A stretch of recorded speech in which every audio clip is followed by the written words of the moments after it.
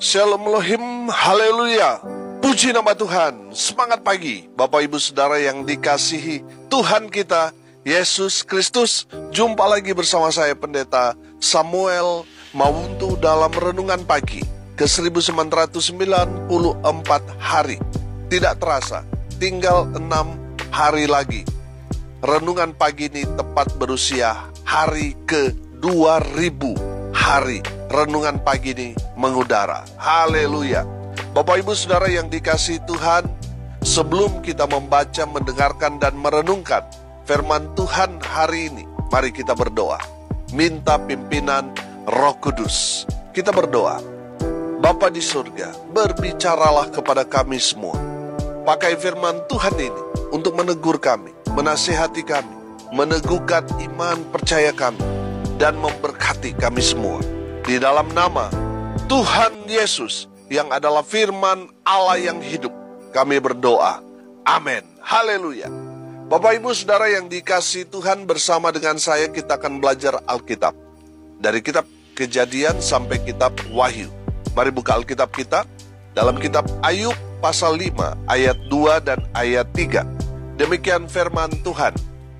Sesungguhnya orang bodoh dibunuh oleh sakit hati, dan orang bebal dimatikan oleh iri hati. Aku sendiri pernah melihat orang bodoh berakar, tetapi serta-merta kukutuki tempat kediamannya. Amin firman Tuhan. Bapak Ibu Saudara yang dikasihi Tuhan, ayat-ayat ini masih perkataan Elifaz, sahabat Ayub. Dari firman Tuhan ini kita belajar tentang siapa orang bodoh yang dimaksudkan oleh firman Tuhan ini. Orang bodoh yang dimaksudkan firman Tuhan ini adalah orang yang sakit hati. Bapak Ibu Saudara yang dikasihi Tuhan, kalau saudara membenci seseorang, lalu saudara sakit hati, saudara ibaratnya saudara sedang meminum racun.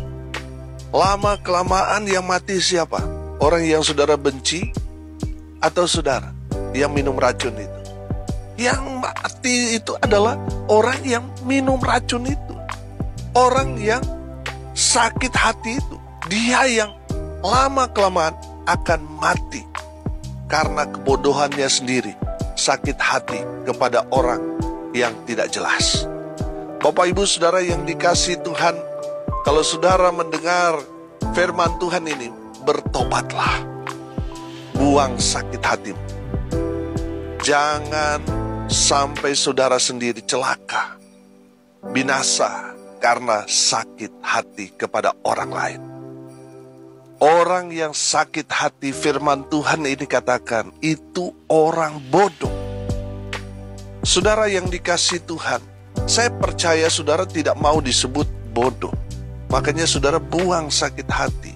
Mungkin saudara sudah sakit hati kepada suami, kepada istri, kepada anak, kepada orang tua, atau mungkin kepada keluarga besar saudara, atau ada saja mungkin hamba Tuhan yang telah menyakiti saudara dengan kata-kata. Saudara buang sakit hati itu.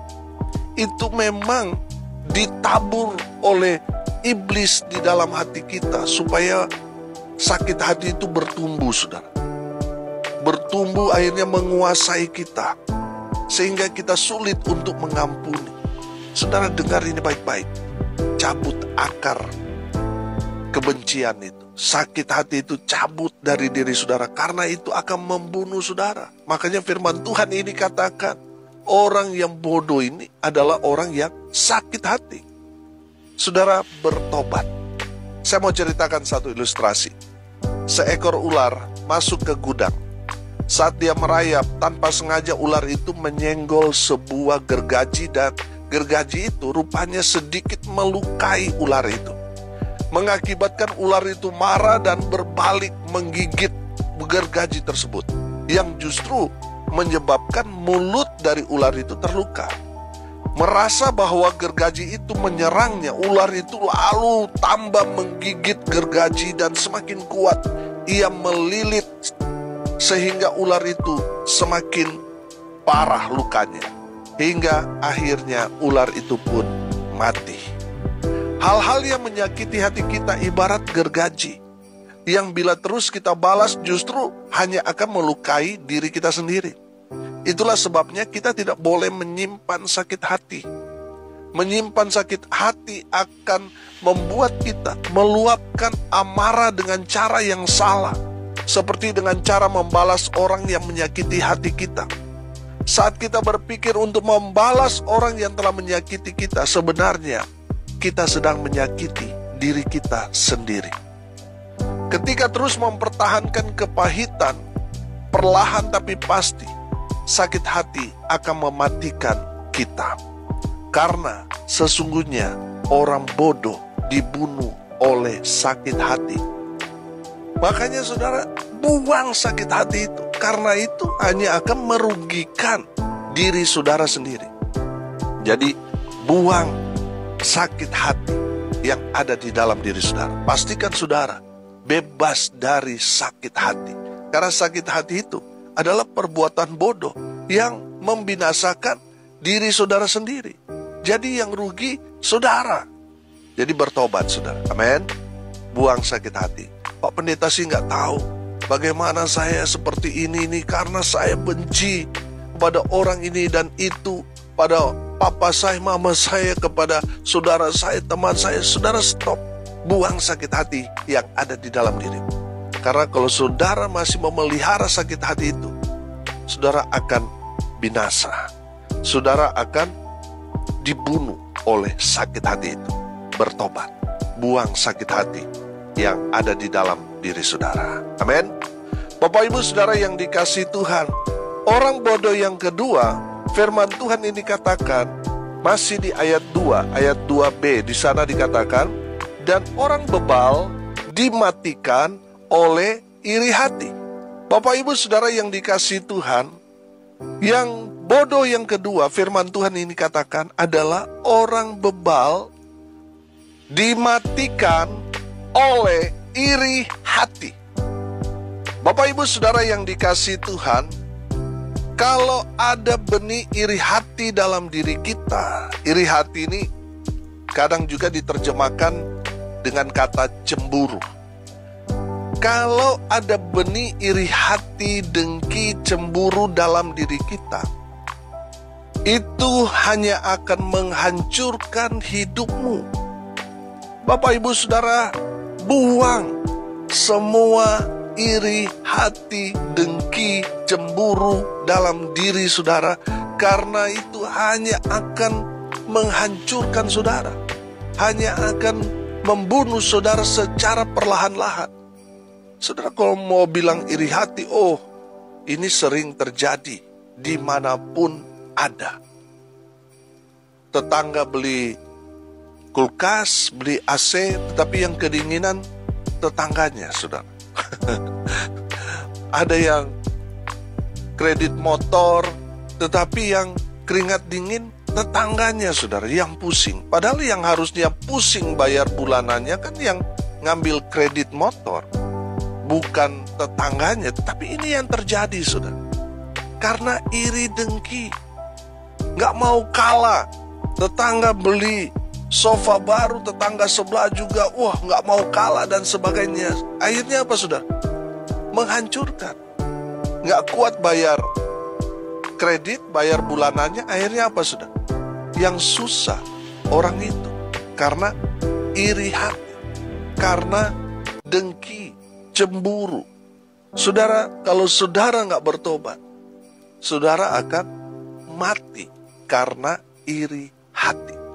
Nah, firman Tuhan ini katakan, orang bebal dimatikan oleh iri hati. Jadi kalau saudara mengaku orang percaya, orang Kristen, tapi saudara masih ada iri hati, berarti saudara orang bebal.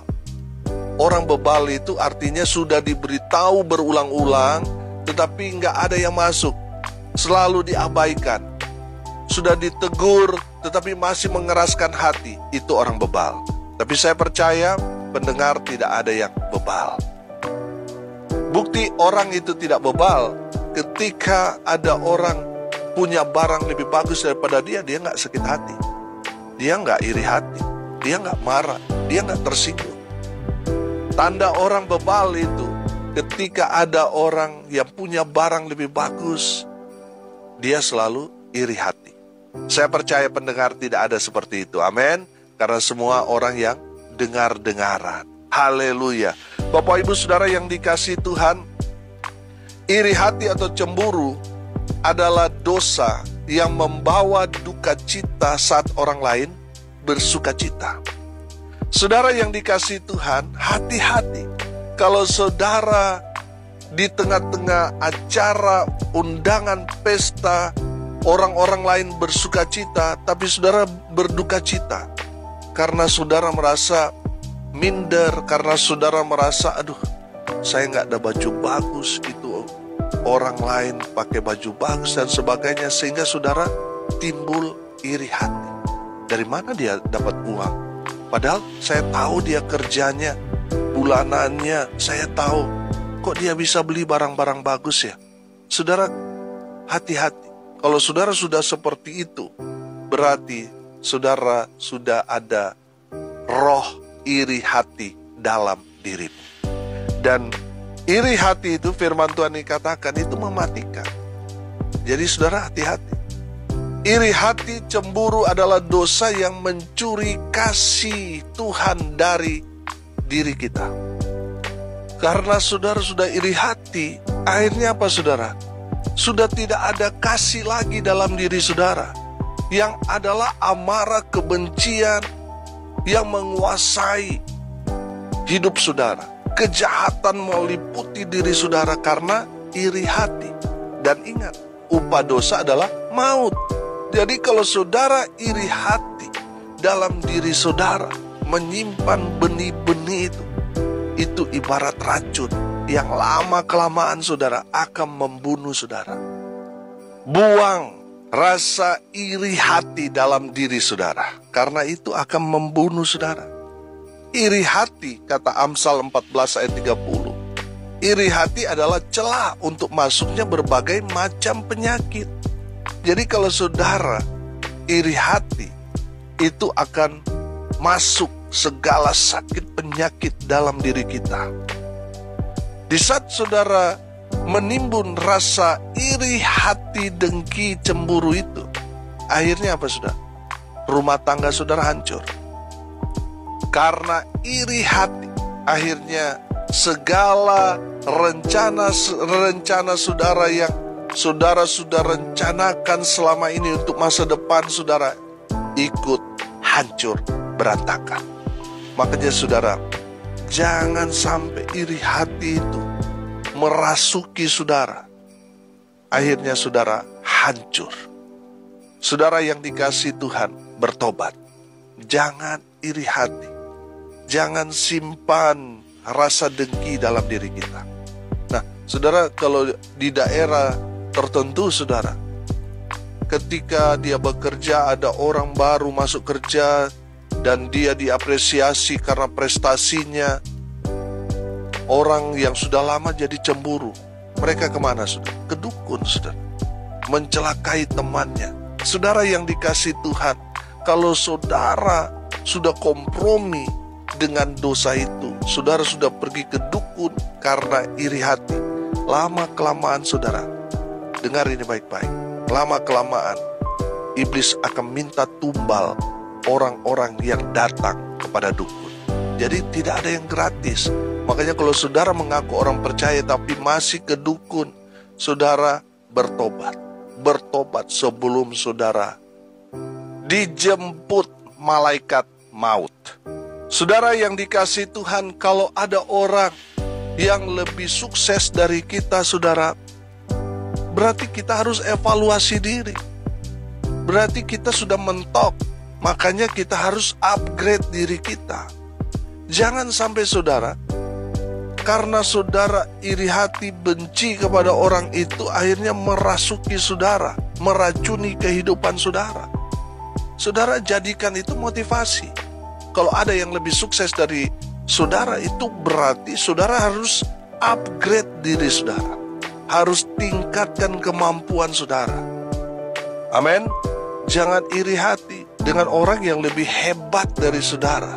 Tidak heran mereka diberkati, mereka betul-betul mendapatkan apresiasi dari atasan saudara, dari orang lain, karena mereka betul-betul mengupgrade diri mereka. Jadi saudara, kalau saudara mau sama seperti mereka, upgrade diri saudara. Amin. Dengan belajar, dengan semakin tekun bekerja, memberikan yang paling terbaik dimanapun saudara dipercaya. Saudara, saya yakin dan percaya saudara, kalau saudara meningkatkan kapasitas yang ada di dalam diri saudara, pasti saudara akan sukses, diberkati. Amin. Haleluya. Dan yang terakhir, yang ketiga, siapa orang bodoh itu? Di ayat 3 berkata, aku sendiri pernah melihat orang bodoh berakar, tetapi serta-merta kukutuki tempat kediamannya. Saudara, saya melihat ayat 3 ini dari terjemahan yang lain. Firman Allah yang hidup berkata begini, orang yang menyimpang dari Allah mungkin berhasil untuk sementara, tetapi kemudian datanglah musibah dengan tiba-tiba. Dalam terjemahan versi mudah dibaca berkata begini, aku melihat orang bodoh yang menganggap dirinya selamat, tetapi tiba-tiba ia mati. Bapak Ibu Saudara yang dikasihi Tuhan, saya menangkap pesan firman Tuhan ini. Orang yang bodoh yang ketiga adalah orang yang tidak mencari Tuhan. Dia mengandalkan dirinya sendiri. Dia membangun, baik itu usaha, pekerjaannya. Dia mengandalkan kekuatannya sendiri. Dia tidak mencari Tuhan. Saudara yang dikasihi Tuhan, firman Tuhan ini katakan, mungkin berhasil untuk sementara, tetapi kemudian datanglah musibah dengan tiba-tiba, hancur, berantakan. Saudara yang dikasihi Tuhan, firman Tuhan ini mau mengajarkan kepada kita, cari Tuhan. Karena di saat kita mencari Tuhan, Tuhan yang akan menjadi kekuatan kita. Tuhan yang akan menjaga, melindungi, dan memelihara serta memberkati kita. Amin. Saudara yang dikasihi Tuhan, saya banyak sekali ketemu dengan orang-orang yang hidupnya sekarang susah. Kenapa susah? Karena dulu waktu diberkati sombongnya luar biasa. Sudah tidak punya waktu cari Tuhan. Dan Tuhan menegur dengan keras, akhirnya apa saudara? Jatuh. Baik dia sakit, baik dia bangkrut, dan lain sebagainya. Saudara yang dikasihi Tuhan, kenapa mereka dipukul Tuhan sedemikian rupa yang tadinya mereka kuat, hebat, mereka kaya, luar biasa, pendapatan mereka unlimited, tetapi di saat mereka ditegur Tuhan, mereka habis semuanya. Apa yang menjadi kebanggaan, kekuatan mereka berantakan, hancur semua. Saudara yang dikasihi Tuhan, kenapa itu terjadi? Karena semasa mereka diberkati, mereka tidak pernah cari Tuhan. Yang mereka lakukan cari cuan. Dan di saat Tuhan menegur mereka, semua cuan mereka habis. Semua kebanggaan, kekuatan yang mereka miliki, harta benda yang luar biasa banyaknya, sekejap habis. Saudara yang dikasihi Tuhan, cari Tuhan. Jangan sampai saudara sibuk untuk mengejar karir, untuk mengejar kekayaan, sampai saudara meninggalkan Tuhan. Saudara yang dikasihi Tuhan, dengar ini baik-baik. Cari Tuhan. Kita sudah belajar dalam perjalanan bangsa Israel ketika mereka tidak mencari Tuhan, Tuhan menghukum mereka, memberi mereka pelajaran. Saudara yang dikasihi Tuhan, firman Tuhan ini mau menegur kita semua. Jangan sibuk cari cuan. Cari Tuhan dalam hidup. Janji Tuhan di dalam Injil Matius pasal 6 ayat 33. Tetapi carilah dahulu kerajaan Allah dan kebenarannya, maka semuanya itu akan ditambahkan kepadamu. Haleluya. Bapak Ibu Saudara yang dikasihi Tuhan, carilah Tuhan, maka saudara akan diberkati Tuhan dengan luar biasa. Carilah Tuhan, maka kamu akan hidup. Saudara yang dikasihi Tuhan, dengar ini baik-baik. Kalau saudara tidak mencari Tuhan, saudara orang bodoh. Saudara orang bodoh. saudara hanya mencelakai dirimu sendiri. Cari Tuhan. Betul kita butuh uang, tetapi itu nomor 2, nomor sekian. Yang utama kita harus cari Tuhan. Karena berkat itu datang dari sumber berkat. Siapa sumber berkat kita? Dia adalah Tuhan kita, Yesus Kristus. Haleluya. Bapak Ibu Saudara, cari Tuhan. Maka berkat-berkat itu akan mengikuti saudara dan saya. Haleluya. Saudara, hari ini kita belajar. Siapa orang bodoh? Orang bodoh yang pertama, orang yang sakit hati. Yang kedua, orang yang iri hati. Dan yang ketiga, orang bodoh yang ketiga, orang yang tidak mencari Tuhan. Saudara, pastikan saudara, ketika saudara mendengar firman Tuhan ini, saudara sudah bebas dengan sakit hati. Saudara sudah tidak lagi iri hati. Dan saudara mengambil keputusan untuk selalu cari Tuhan, mengutamakan Tuhan, mengandalkan Tuhan dalam kehidupan saudara dan saya. Amin. Mari kita berdoa. Terima kasih Bapa di surga atas kebenaran firman yang sangat luar biasa, yang sudah menegur menasihati kami semua. Hamba berdoa berkati semua pendengar dimanapun mereka berada. Tuhan memberkati hidup mereka. Tuhan memberkati rumah tangga mereka. Rumah tangga mereka dipulihkan Tuhan. Baik itu dalam hubungan suami istri, baik itu dalam perekonomian mereka, baik lagi hubungan mereka dengan Tuhan. Hamba berdoa lawat mereka yang sakit, jamah mereka oleh bilur-bilur darah Yesus. Mereka yang sakit disembuhkan, mereka yang lemah dikuatkan, mereka yang saat ini sedang berduka cita, Tuhan memberikan penghiburan kekuatan kepada keluarga yang ditinggalkan. Dan mereka yang hari ini berulang tahun, Tuhan Yesus memberkati mereka dengan umur panjang, kesehatan, kekuatan dari Tuhan menyertai dalam hidup mereka selalu. Hamba berdoa, biarlah berkat Tuhan dari surga turun memenuhi semua pendengar. Bapak Ibu Saudara yang dikasihi Tuhan, arahkanlah hatimu dan terimalah berkat dari Tuhan Yesus. Tuhan memberkati engkau dan melindungi engkau. Tuhan menyinari engkau dengan wajah-Nya dan memberi engkau kasih karunia. Tuhan menghadapkan wajah-Nya kepadamu dan memberi engkau damai sejahtera. Di dalam nama Tuhan Yesus, sumber segala berkat. Bapak Ibu Saudara yang percaya, diberkati Tuhan, katakan amin. Puji Tuhan.